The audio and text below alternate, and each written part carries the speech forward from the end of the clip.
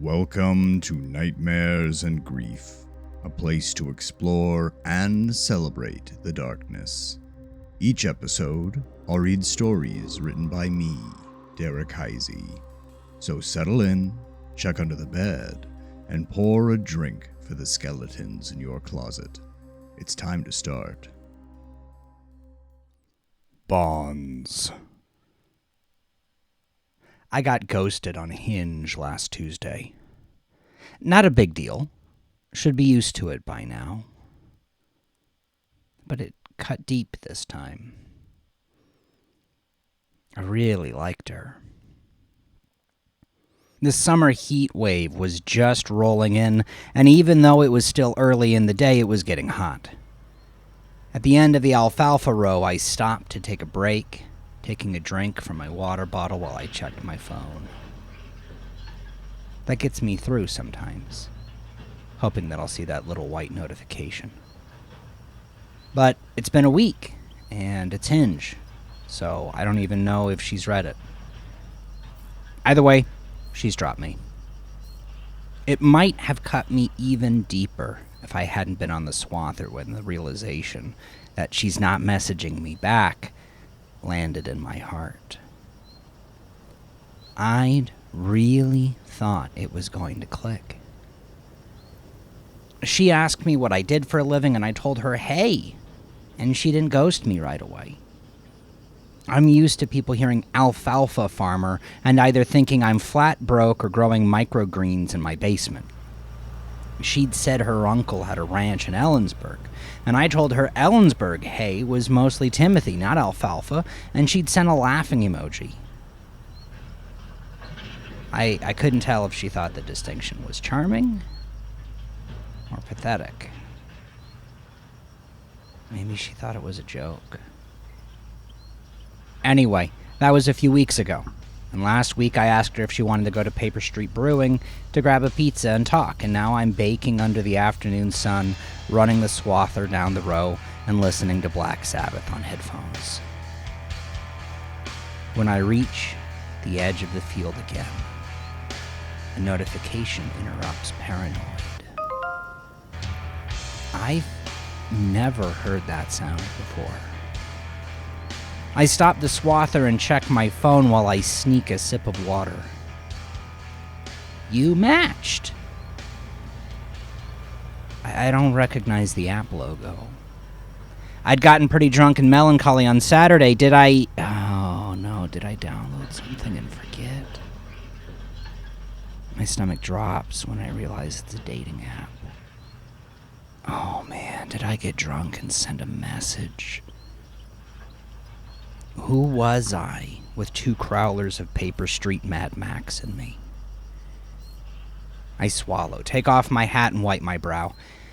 I get real honest when I drink Mad Max. When I tap the notification, the screen goes black as the app loads. Bonds appears in white letters. Underneath it, a Botus LLC app. And below that, in italics, reads, Made with love for lovers. Bonds opens my matches. In Tri-Cities, you see the same faces on every app, but the women here are different. Their photos almost seem professionally done. I wonder if it's AI for a moment when a notification overlays the top. You matched! Swiping it away with my thumb, I wipe the other hand on my pants, then tap my profile. I need to know what the hell I said about myself. Signal's bad out in the field, and it takes a little bit. I realize I'm holding my breath. Profile loads. It's clean. It's coherent, clean, and good. Like, really good. I can hardly spell. See, and Mrs. Taylor flunked me hard for essays in the 11th grade, but this profile is awesome. It doesn't lie. Doesn't even fudge the truth, but it's clever, enticing, and funny. Hell, I'd date me. The notification appears again, bouncing eagerly this time. You matched! I tap it. I decide to play it cool and choose not to message right away, but it plays all day in my head like Ozzy's backup. Instead of going home, I swing by Paper Street and have a beer while I type it out. See, Erin's amazing. She's a teacher, but I don't hold that against her. She likes hiking, hockey, history, and hops. Hell yeah. Every paragraph in her bio excites me more and more. We're matched! And I can hardly believe it. She chose me? See, people like her don't choose people like me. I've got nothing in my stomach since lunch, and I've been working all day in 108-degree heat. I sip the first IPA with restraint, letting the alcohol build bit by bit, drafting and redrafting the message, asking ChatGPT the best way to start the conversation, and then scrapping the answers. I don't text anyone about it because I don't want to get distracted. I don't want to jinx it. That's why, after I finish my first beer, I immediately buy a second. I feel it by now, and the beer's done in 10 minutes tops. Before I get the third, I heave a sigh. I reread my message for the millionth time. It's simple. Like, it's stupid how simple it is. But I'm ready. I hit send. Hey, the message reads. I saw you teach history. I think the Romans were cool. I listened to this podcast about Stoicism. Have you heard of it? That's it. That's what took me 2 beers to write. So I get a third to congratulate myself. When I sit back down, I scroll through the app. Bonds. It's a good name, I think. I have a red notification dot on the quizzes section, so I take a peek. They ask me weird questions like, when was the last time you felt chosen? And what was the last thing someone said that stuck with you? I'm not even done with the first quiz when Erin messages me back. She says, that's crazy. We cover the Stoics when I teach Marcus Aurelius, but I never get too deep in the philosophy. What do you like about them so much? That starts off 3 days of bliss. We can't stop messaging each other. I'm distracted all the time, just waiting to hear back from her, and she answers me quickly. I'm not strung along for a couple of days, only to get a single sentence, or worse, a haha back. The heat wave intensifies, blooming up to 118, but I barely notice because I'm too busy checking my phone and cutting alfalfa. Bonds has this thing called a connection confidence score. Erin and I are at a 94. I don't know what that means exactly, but it feels right. Erin likes me. I'm there. I'm finally at the place where life feels good. Even the alfalfa smells better. It's sweeter, almost like perfume. When I ask my boss about it, he gives me a strange look, says it smells the same as always. Well, I smile. Must be Bonds then, I chuckle. Boss looks at me even stranger. It's an app, I explain. It's made with love for lovers. We meet at Paper Street on a Friday night. She's more beautiful in person. I'm nervous enough to drink faster than I should, but she doesn't seem to care. She asks about the alfalfa and actually listens. She tells me about this unit she teaches on the fall of Rome and how she always tears up at the same part. And then she tears up telling me about it, and I think this is the most real person I've ever met. We close the place down. In the parking lot, She stands on her toes and kisses me, and my hands don't know what to do, so they just hang at my sides like I'm standing at a lineup. She laughs. "You're sweet," she says.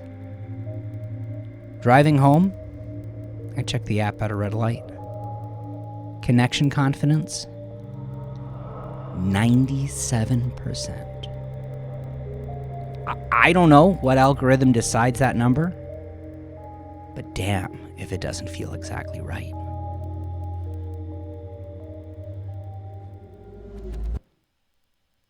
Erin breaks up with me.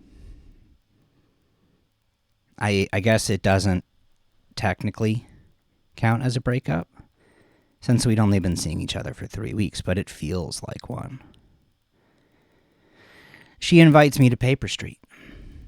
I arrive expecting a great night, not anticipating my favorite place is going to receive a psychic wound. There's crying. Quiet crying. Neither one of us wants to draw attention as we wipe away tears. See, she tells me I'm amazing, but she got an offer out of the blue for an international school in D.C. Lots of diplomats, huge opportunity, dream job. The words ricochet off my eardrums. For a moment, I consider the wild proposition of moving out there with her, but I quickly swallow it with the last third of my Mad Max. What's an alfalfa farmer gonna do in the nation's capital? She tells me it's not about me. And I nod, because I believe her. Well, that almost makes it worse. Now I'm at Bateman Island at midnight with a six-pack, trying to get away from everything, trying to clear my head, trying to do something. I sit on the bank and crack a beer open, gazing into the water as I take a sip. I fish for bass here. I should fish this weekend. It'll make me feel better. I just wish I had someone to come with me. I take out my phone and check bonds. My connection confidence score with Erin has dropped to 17%. She hasn't updated her location, hasn't changed anything about her profile. It's like the app knows. Now I shake my head, lock the screen, and throw back my head to take a long draught of the beer. That's ridiculous. Erin must have updated something on the back, and that's the only reasonable explanation. I don't remove the beer from my lips until the can is empty. Empty. I crush the can with my fist. Empty. Before I know it, the world is swirling, and I'm lying on the bank's soft, damp earth. I'm typing a message to Erin. It's hard to see what I'm writing through the mist of tears, but I know what I mean. Let's do long distance. You're amazing. I don't want to lose you. Maybe I can find a job over there. I smash the send button. It's only been 3 weeks, bro. Screw it. Shoot your shot. I crack open another beer. The phone chimes. When I check it, it opens on my messages to Erin, except they're gone. All that's left are the words, "Your match has ended."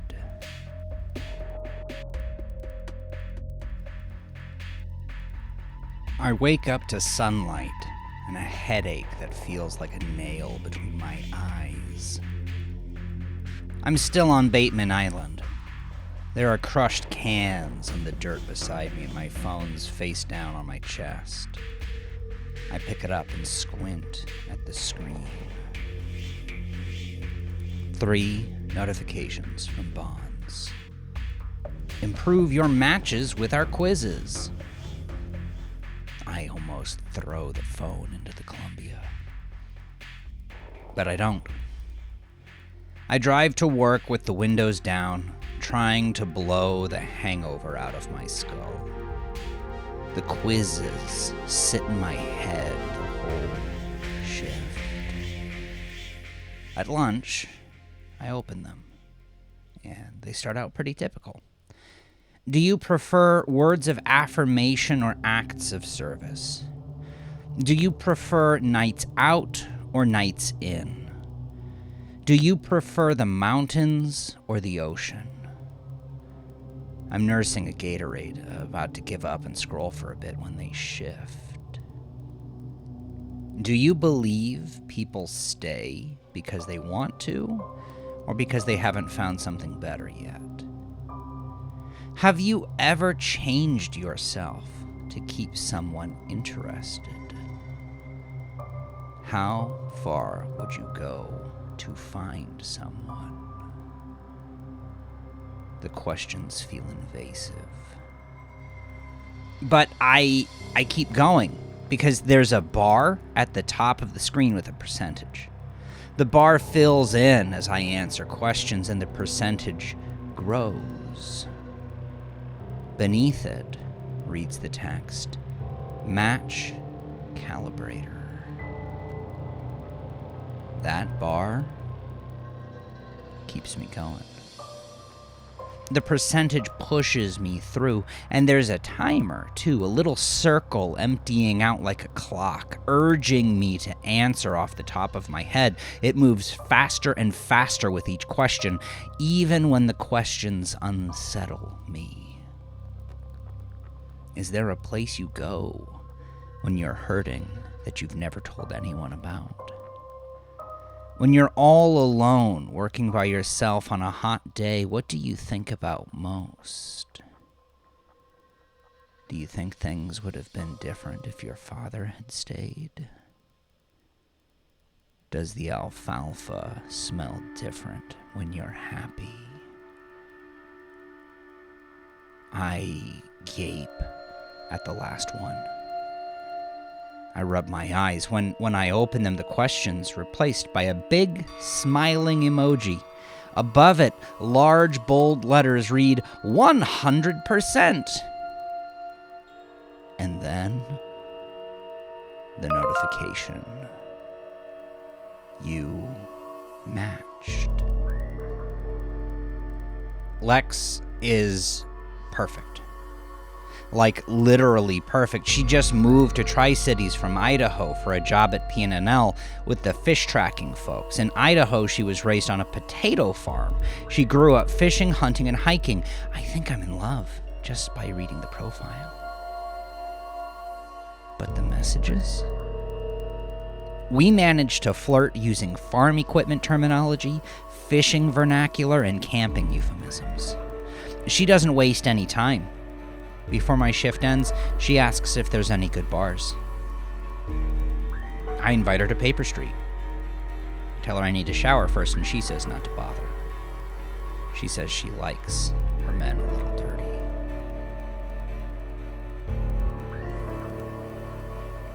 We see each other every day for a week.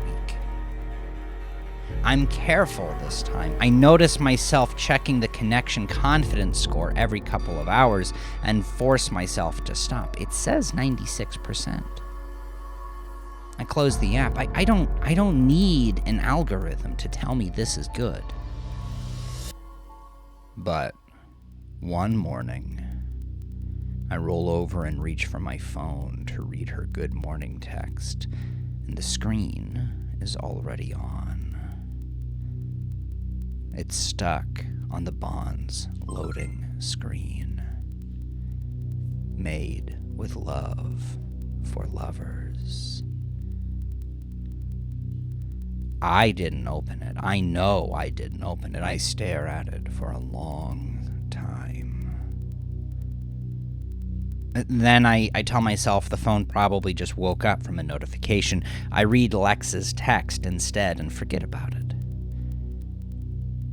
She's going to spend the night at my place when she gets the call about her dad. Lex stands in the living room, 7:30 in the evening, shirtless because of the damn heat, she'd said, and she's clutching the phone to her ear. The easygoing face goes confused, then shocked. Then something breaks behind her eyes and stays broken. Car crash. Driven off the road by a semi. Driver fell asleep. Car rolled and rolled and rolled. Brain damage. Come home. She leaves that night. I drive her to the airport because her hands are shaking too hard.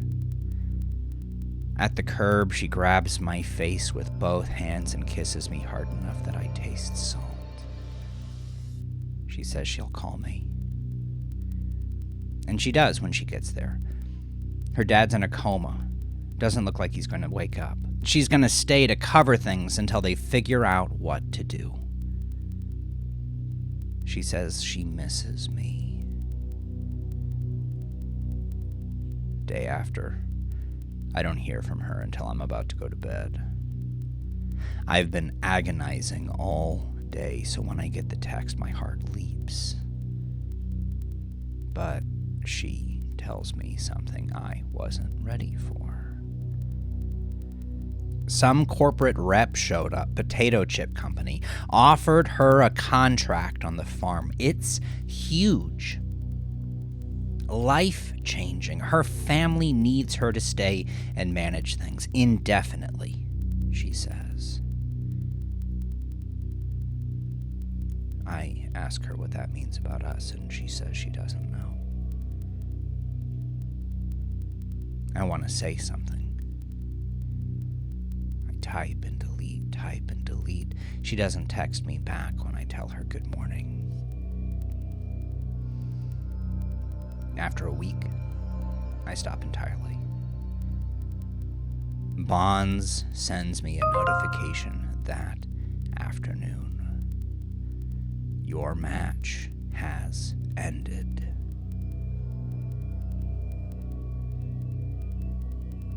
I don't cry this time. I just sit with it the way you sit with a bruise you keep pressing because you can't believe it's there.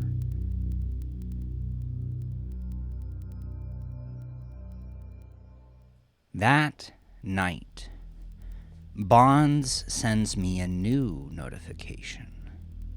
Something different. Social Insight now available. I tap it, not because I want to, but because my thumb moves before my brain can catch up. See, the Social Insight is a new feature, a tab inside Bonds that extends beyond dating. It says it can analyze your social connections, friends, coworkers, family, and help you, quote, strengthen the bonds that matter most. There's a prompt. Would you like Bonds to help you understand your relationships better? I think about my boss, who's been short with me since I've been distracted. I think about Cam, my only real friend out here, whom I haven't called in weeks. I think about the silence in my house at night. I tap yes. Social Insight gives everyone a number. I don't mean everyone in the app. I mean everyone. It pulls from my contacts, my texts, my call history, my location data. I should be disturbed by this, but I'm not because the numbers make sense. Cam, 74%. That feels about right. We get along, but I always feel like I'm the one reaching out. My boss, Rick, 51%. Checks out. He tolerates me. He doesn't respect me. My mom, 82%. High, but there's a distance built into that number I can feel. and it's accurate. She calls every Sunday and we talk for 11 minutes, and she never asks about my dating life because she doesn't want to hear there's nothing to report. The numbers are honest, and that's what keeps me looking. Because here's the thing about Bonds, and I swear this is true, even though it sounds crazy. Bonds doesn't lie. Every connection confidence score I've seen has been accurate. Aaron at 97% felt like 97. Aaron at 17% felt like 17%. Lex at 96% felt exactly right. And when the number disappeared, so did she. The app just tells you what's already true. It quantifies the things you feel in your gut, but can't put into words. That should be comforting. But it isn't.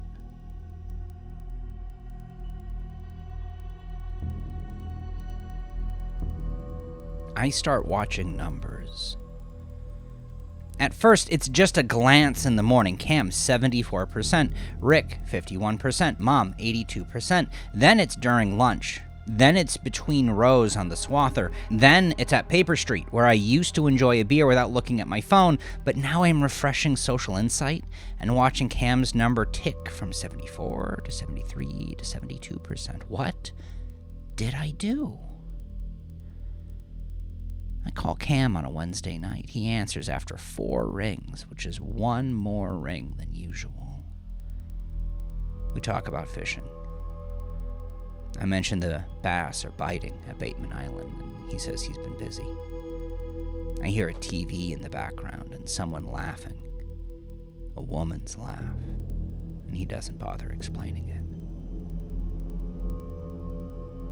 After we hang up, I check. Cam, 71%. I stare at the number and I feel something cold settle in my stomach, like swallowing an ice cube whole.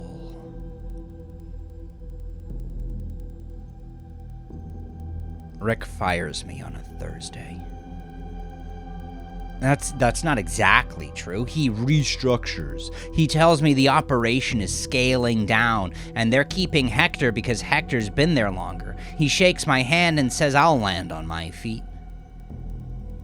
I check Social Insight while I'm cleaning out my locker. Rick, 0%.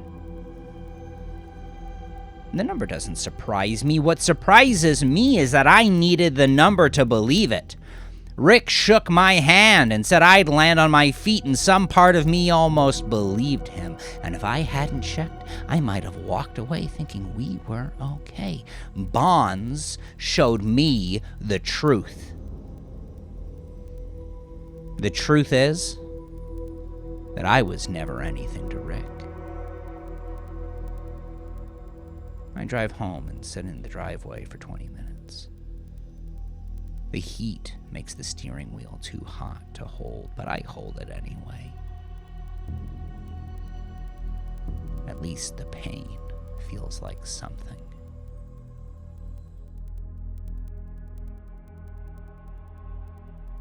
Dee's a nurse at Cadlick. She appears in my matches 3 days after I lose my job, and I know I shouldn't. I know the timing is wrong, but the connection confidence score says 91%, and I'm lonely enough to believe it. She's kind. She's patient. She laughs at my jokes and doesn't flinch when I tell her about the hours. The farming hours, I mean. I don't tell her I got fired. We date for 2 weeks. It's fine. It's good, even, but I can't stop checking. Not her score, everyone's. Cam, 68%, dropping. I don't know why, and it's eating me alive. Mom, 79%. She missed our Sunday call, didn't text to reschedule. 3 points gone, just like that. D, 91%. Steady.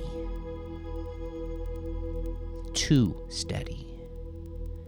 suspiciously steady. I start testing it. I text her something vulnerable. I lost my job, actually, a couple weeks ago, and I've been embarrassed to tell you. Then I watch the number. It holds at 91% for an hour. Then it ticks up to 92. I get a text back from her. "I'm sorry," it says. "That must be really hard. Can I bring you some dinner?" 92%. 92%. She passed. I catch myself thinking the word passed, and something about it makes my skin crawl, but I can't stop doing it. This goes on about a week. Then she gets accepted into a nurse practitioner program in Portland. Full ride. She applied months ago, she said, before she even moved here. Before she even knew I existed. I tell her congratulations. I mean it. She asks if I'm okay, and I say yeah. "Your match has ended." I don't feel the bruise this time. I don't feel anything. I read the notification, lock my phone, and go to bed. My sleep is black and dreamless. I don't open bonds for 3 days. I don't do anything. I work a temp gig at a warehouse. I come home. I eat standing up at the kitchen counter. The house is quiet, and I'm not turning anything on. The third night, I'm sitting on the edge of my bed, and I catch my thumb hovering over the app. Just hovering. Like my hand knows something my brain doesn't.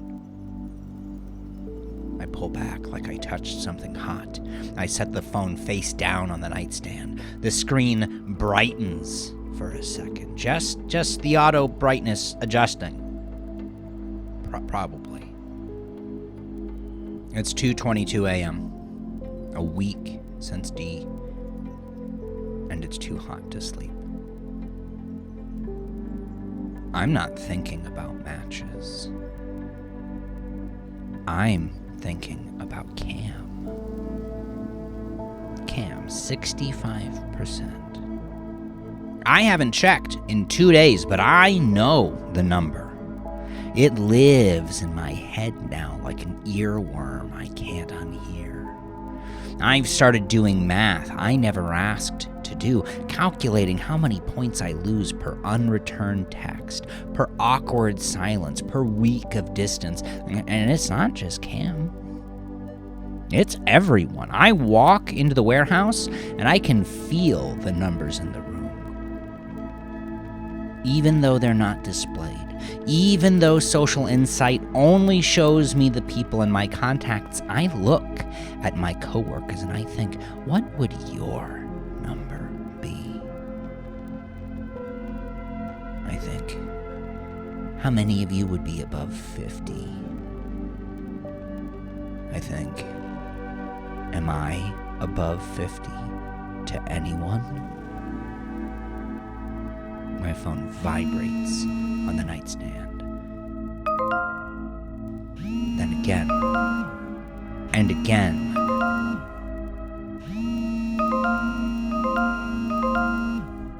I've muted the damn thing. It's on Do Not Disturb. I checked, but the notifications keep coming. That's got to be against policy. How's that even possible? I shoot up with a snarl and grab the phone. You matched. You matched. You matched. I don't want another match. I go to the app settings. I'm looking for a delete button when I notice something I've never seen before. A percentage. Small. Tucked into the corner of my profile page. Almost hidden. With a label I have to squint to read. engagement value, 12%. I don't know what it means at first, but then I do. That's not a connection confidence score. That's me. 12%. I close the app. I go to the Play Store and tap uninstall. While it processes, I scroll to the reviews. The most recent? 5 stars. I've never been so happy. Then an update. Where did all the profiles go? Is there a bug? Then another update. Jennifer, if you're reading this, please text me back. The second review is garbled.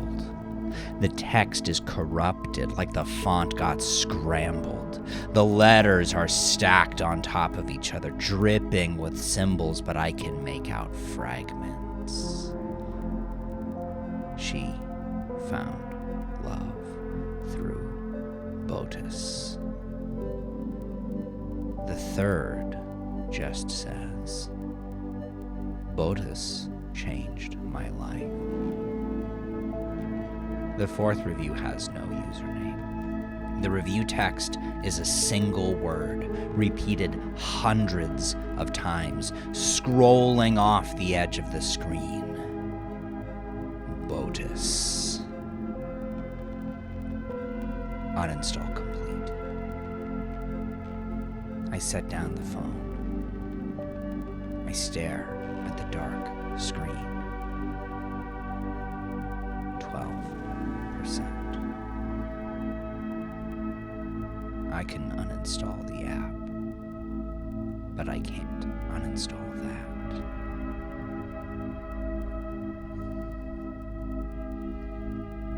Paper Street is haunted now, so I try out Sage Brewing instead.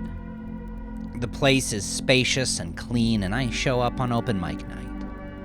The guys are talented. The beer's pretty good.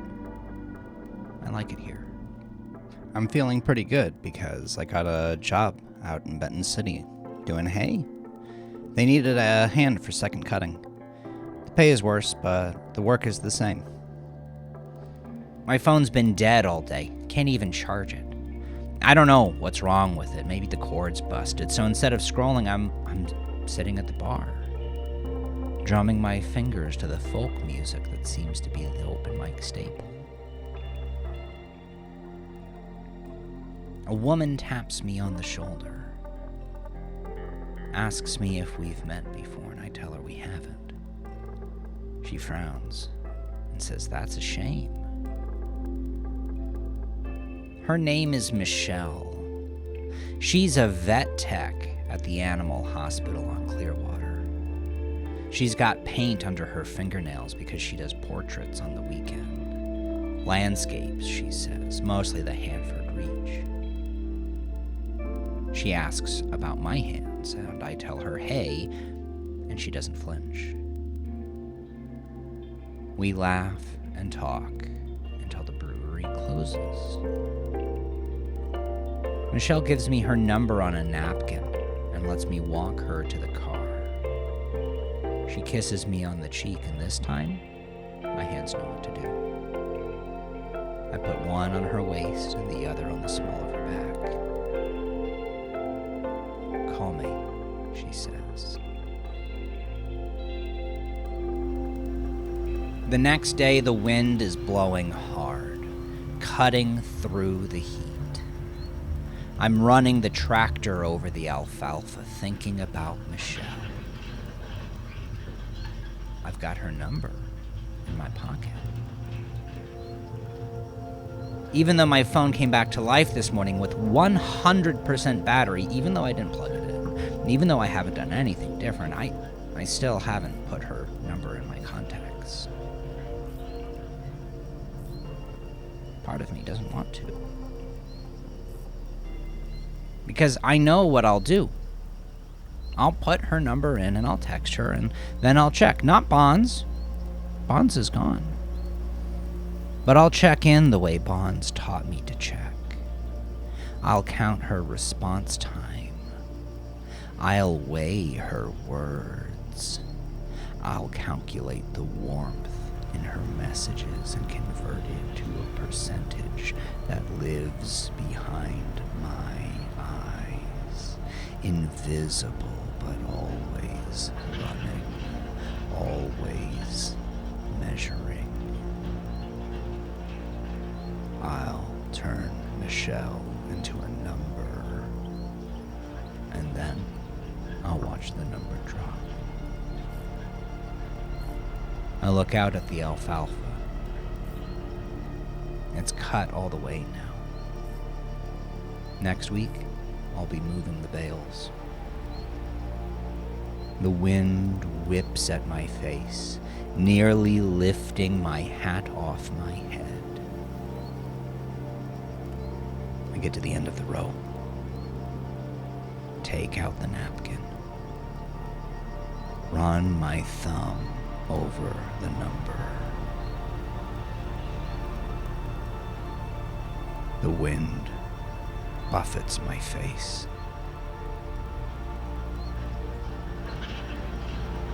I think about calling her.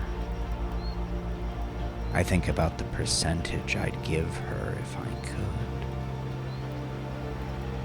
I think about watching it drop. I take one last look at the napkin, then raise it into the air and let it go. The wind snatches it away. I close my eyes. The phone doesn't ping. No matches.